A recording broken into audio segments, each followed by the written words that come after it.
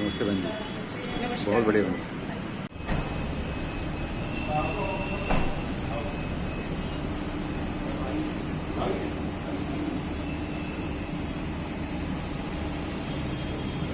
आज हमने इस केस के संदर्भ में एसपी जींद को तलब किया था फरीदाबाद वाले अपने कार्यालय में।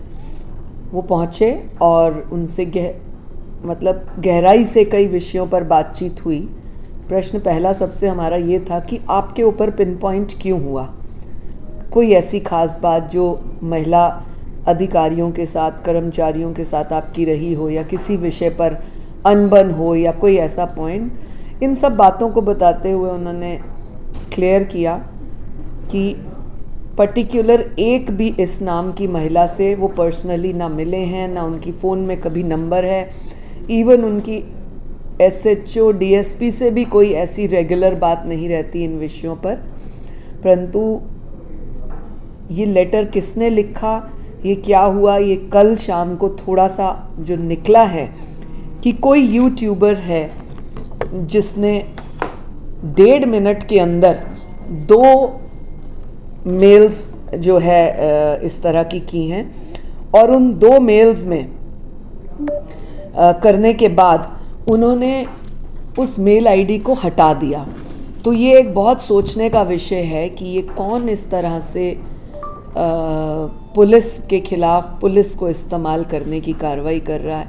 ये पुलिस के लिए एक और भी बड़ा चैलेंज है। आपके माध्यम से मैं डीजीपी साहब से निवेदन करूंगी कि इसके ऊपर गहराई से जांच करें कि इस मेल के पीछे क्या मोटिव है, ये मेल कौन कर रहा है।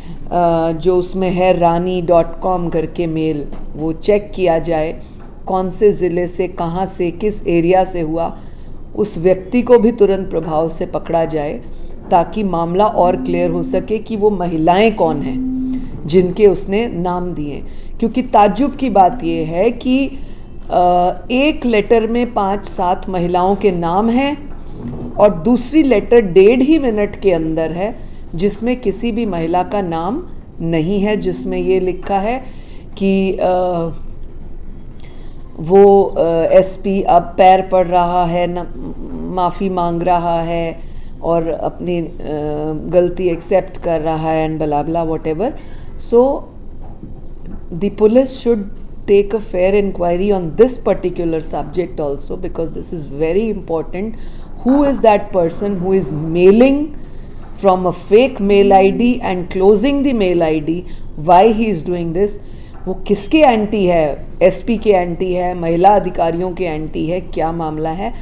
ये विषय जब सामने आएगा तो इससे पता लगेगा कि महिलाएं कौन हैं। और एक जो उन्होंने 5 अधिकारी अपनी महिलाओं के नाम बताए, जिसको मैं डिस्क्लोज़ नहीं करना चाहूँगी, हम उनको 7 नवंबर की डेट दे रहे हैं क्योंकि 4 दिन का त्यौहार है। ये सब हो जाने के बाद 7 नवंबर की हम उनको फरीदाबाद की ही डेट देंगे। हम उनसे पूछताछ करेंगे कि उनका डिपार्टमेंट में ऐसी क्या बात थी, और वो अपने बयान दर्ज करें हमें। क्या उनका पर्सनल कुछ एसपी से जानकारी, कोई विषय, कोई नाराज़गी, कोई खिलाफत, कुछ ऐसा था तो वो सामने आएगा। तो ये 2 विषय जब सामने क्लियर हो जाएंगे, मैं उम्मीद करती हूँ कि दूध का दूध, पानी का पानी होगा। और कमीशन बाध्य है इस बात के लिए कि अगर कोई बेटी हरियाणा की देश के किसी भी कोने में, दुनिया के किसी भी कोने में प्रताड़ित है, परेशान है, कमीशन बाध्य है उसकी मदद करने के लिए। हम हर तरह से आउट ऑफ द वे भी जाकर उसकी मदद करने को तैयार हैं, बशर्ते वो शिकायत जायज़ और जेन्युइन हो। महिला अपने आईओ जो है उनको भी कोई बात हुई है उनसे? आस्था मोदी इस केस की आईओ हैं जो कि एसपी फतेहाबाद हैं। उनसे मेरी अभी वीडियो कॉन्फ्रेंस हुई। उन्होंने मुझे बताया कि 40 महिलाओं की वो पूछताछ कर चुकी हैं अब तक। शाम तक कुछ अन्य महिलाओं की कर लेंगे, क्योंकि एसपी जिसके ऊपर ये एलिगेशन है उन्होंने फ्री इंक्वायरी छोड़ने की बात कह दी है कि किसी भी तरीके से, किसी भी एंगल से, किसी भी अधिकारी से, प्रदेश के या बिना किसी और प्रदेश के अधिकारी से आप कराना चाहें आप करा सकते हैं। मैं इसमें कोई कंप्लेन नहीं करूँगा। और इसलिए जो 19 महिलाएं पहले इंक्वायरी की गई, जिनसे पूछताछ की गई, जिनके सिमिलर नेम थे जो जींद में ट्रांसफर्ड हैं, उन्होंने मना किया। परंतु इस विषय को और बढ़ाते हुए, ट्रांसपेरेंसी लाते हुए आस्था मोदी ने एक अच्छा स्टेप उठाया है, जो टाइम कंज्यूमिंग तो है लेकिन तसल्ली बख्श रहेगा। 150 के करीब महिलाएं जींद में कार्यरत हैं पुलिस की। उन सभी 150 को बुलाकर वो पूछताछ कर रही है, चाहे उनका नाम उन 7 महिलाओं वाला है या नहीं है। आस्था मोदी का कहना है कि हम जितना भी ज़्यादा गहराई से महिलाओं से बात करेंगे, क्लैरिटी उतनी ज़्यादा होगी और एक फेयर इंक्वायरी सामने आएगी कि हर पुलिसकर्मी महिला से बातचीत हुई, भले ही वो अपने कार्यकाल के दौरान एसपी साहब से मिली या नहीं मिली, किसी भी विषय पर, काम के दौरान, ड्यूटी के दौरान। तो ऐसा करने से मुझे लगता है एक फेयर इन्वेस्टिगेशन सामने आएगी। आस्था मोदी को एक निवेदन आदेश के तौर पर हमने ये भी कहा कि यदि उनको इंक्वायरी करने में कोई प्रेशर है, परेशानी है, तो भी आयोग उनकी मदद कर सकता है सीनियर ऑफिसर्स को कह के कि इंक्वायरी ऑफिसर बदला जाए। हमने एसपी से भी पूछा कि उनको अगर आस्था मोदी से कोई परेशानी, भय या फिर इंक्वायरी ना होने की चिंता है तो भी हम चेंज कर सकते हैं। परंतु आस्था मोदी ने भी ये कहा कि वो अपनी ड्यूटी को बखूबी निभाएंगी फेयर इंक्वायरी करके। और एसपी सुमित कुमार, जिसके ऊपर एलिगेशंस हैं, उन्होंने भी कहा उनको किसी भी ऑफिसर से इंक्वायरी करा लें, उनको कोई ऑब्जेक्शन नहीं। आयोग ने जो प्रारंभिक पूछताछ की अधिकारी से, क्या कुछ निष्कर्ष निकल के आया? कुछ आयोग के सामने ऐसी घटना हो सकती है? मुझे 2 चीज़ों पर, जो उन्होंने एसपी सुमित कुमार ने बताया, मुझे 2 चीज़ों पर थोड़ा सा संशय है कि शायद वो जब हम पूछताछ करेंगे कुछ निकल के आए, तो हमने इस बारे में 7 तारीख की डेट दी है। इनकार के अलावा मैं तो कह रहा हूँ कि आरोप आपके पास भी कौन है जो आरोप लगा रहा है? पहले आप बताइए कि आपके पास आगे किसने आरोप लगाया है, फिर मैं आपसे पूछता हूँ कि इतने नेशनल लेवल पे आपने चला दिया, क्या किसी एक ने आपसे कहा कि मेरे साथ हुआ है? कोई एक आदमी आपके पास हो या आपने जाके ढूंढा? और मैं तो मेरा तो ट्रायल भी हो गया, मेरा तो आरोप लगना बाद मेरा तो ट्रायल भी हो चुका है। आज कितने ही लोग इंतजार में बैठे हैं कब गिल्टी साबित हो। और मैं गिल्टी तो तब साबित हूँ जब कोई आरोप तो लगाए मुझ पर। वो रामायण की चौपाई है ना, वो कहते हैं कि सुनी भरत भावी प्रबल, बिलखी कहें मुनिनाथ, हानि लाभ जीवन मरण, यश अपयश प्रभुहात।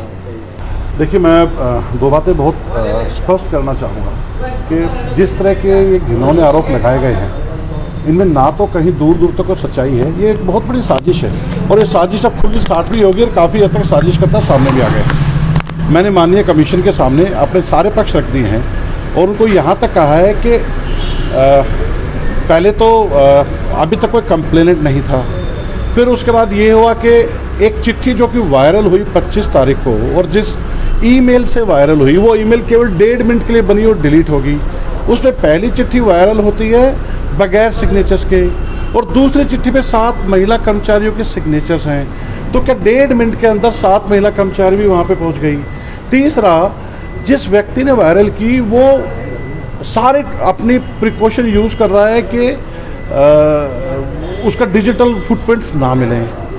नंबर 2 बात, उन 7 नामों की जितनी भी महिलाएं थी जींद पुलिस में, 100% को एक मेरे से सीनियर अधिकारी के द्वारा इंक्वायरी करके पूछा गया कि क्या आपने कंप्लेंट दी, नहीं दी, क्या आपके साथ कभी एसपी साहब का बुरा व्यवहार हुआ। किसी एक ने भी अभी तक ये बात नहीं की कि साहब ने कभी भी हमारे साथ किसी तरह का बुरा व्यवहार, कहना दूर की बात है, लेकिन हमेशा से उन्होंने बड़े मान सम्मान के साथ हमारी बात कही और सुनी। अब उसके बाद एक नई चिट्ठी वायरल होती है। वो नई चिट्ठी कहती है कि नहीं, मैं धमका रहा हूँ या फिर मैं पैसे का लालच दे रहा हूँ या फिर इंक्वायरी ठीक से नहीं हो रही। अब ये चिट्ठी कौन वायरल कर रहा है? ये जो सेकंड चिट्ठी वायरल हो रही है, ये जब आती है, ये जिस ग्रुप पे आती है, कोई जीन बिग ब्रेकिंग नाम से एक यूट्यूबर है, उसके ग्रुप पे आती है, जिसका आज तक ये नहीं पता लोगों को कि ये चला कौन रहा है, उसके ग्रुप पे आ रही है। और उस ग्रुप पे आने के बाद दोबारा कोई साइन नहीं है। और इस चिट्ठी को डालने वाला जो फेसबुक पेज है और जो जीन बिग ब्रेकिंग को चलाने वाला, मतलब फेसबुक पेज का ईमेल आईडी का रिकवरी ईमेल और उसका रिकवरी ईमेल दोनों सेम है। मतलब जो आदमी ये खबर डाल रहा है बैठ के, वही बैठ के चिट्ठियाँ लिख रहा है और वही खबर डाले जा रहा है। और देश की मीडिया इसको उठा के एक ऐसा लेटर बम बना दिया। मैं आज सारी मीडिया के सामने एक ही बात रिक्वेस्ट करके जा रहा हूँ, वही जानने में कि जब माननीय कमीशन की या जो भी कोई सोर्स या तरीका इन्वेस्टिगेशन का हो, पहले बात आई थी उन 7 नामों से, नाम की जितनी जिनकी महिलाएं हैं उनसे पूछेंगे।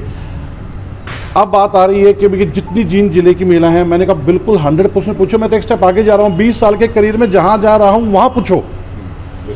अगर जब एक बार आपको पूरी तसल्ली हो जाए, सबको तसल्ली हो जाए, तो जो मेरी सामाजिक हत्या पिछले 3 दिन से लगातार की जा रही है, इसको ठीक करने के लिए भी आप लोगों से रिक्वेस्ट रहेगी कि इसमें उस टाइम मेरी ज़रूर मदद करना। क्योंकि सिर्फ और सिर्फ इसलिए कि एक वायरल चिट्ठी जिसका लिखने वाले का पता नहीं, उस चिट्ठी का बताने वाले का पता नहीं, और एक ऐसा यूट्यूबर जो कि खुद घर बैठ के 3 मिनट 1.5 मिनट के अंदर चिट्ठी भी बना रहा है, एक चिट्ठी बगैर साइन की पैदा कर रहा है, एक चिट्ठी विद साइन पैदा कर रहा है। जब लड़के ये कहती है नहीं हमने चिट्ठी नहीं दी, तो एक दूसरी चिट्ठी डाल रहा है, और वो चिट्ठी जिस फेसबुक पेज से डाल रहा है उसका फेसबुक पेज और यूट्यूबर का जो चैनल है दोनों सेम मिलते हैं। आप आरोप यूट्यूबर पर लगा रहे हैं। हाँ, मतलब साजिश जहाँ से हुई है, साजिश एक ऐसे आदमी ने की है जो लगातार इस तरह की घिनौनी हरकतें वहाँ पे करता रहा है। अब उसको उठा लिया नेशनल मीडिया ने। अब ये एक बहुत गंभीर विषय है। तो आज मैं सिर्फ ये कहना चाहता हूँ कि इंक्वायरी चल रही है, इंक्वायरी पूरी होनी चाहिए। कहीं भी किसी तरीके से अगर 1% भी, 0.001% भी अगर मेरे ऊपर कोई भी आरोप भी को लगाएगा, एक तो बात होती है कि मैं आरोप को साबित करूंगा, एक होता कोई आरोप लगाएगा, ठीक है। तो मैं खुद अपने आप को इस बात में कहना चाहूँगा कि मुझे पूरा यकीन है, मुझे अपने कंडक्ट के ऊपर, अपने पारिवारिक जो शिक्षा मुझे मिली उसके ऊपर पूरा यकीन है कि मुझे 1% भी इस बारे में कोई संशय या डर नहीं है कि कोई मेरे ऊपर आरोप लगा देगा। आप साजिश का जिक्र कर रहे हैं, साजिश करने में केवल यूट्यूबर है या कुछ और लोग भी हैं? देखिए, ये तो इन्वेस्टिगेशन, अभी एक इन्वेस्टिगेशन पर एफआईआर कल रजिस्टर हुई है। मैंने उस एफआईआर की फेयरनेस को देखते हुए अपने सीनियर ऑफिसर को रिक्वेस्ट की है कि इसको बाहर भेजिए। वो बाहर दूसरे जिले से इन्वेस्टिगेशन करा रहे हैं। ड्यू कोर्स में सब सामने आएगा, सब कुछ सामने आएगा। Thank you. अभी आप इनकार कर रहे हैं तमाम आरोपों से?